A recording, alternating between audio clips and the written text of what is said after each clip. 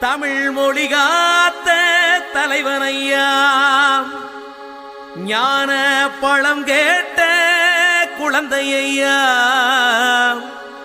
அப்பனுக்கு பாடம் சொல்லி ஆறுபடையாட்சி செய்யும் ஏசாமி முருகனையா.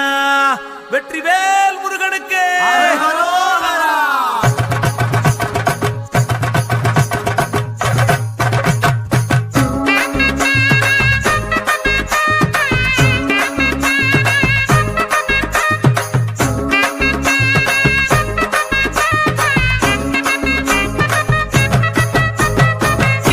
சின்ன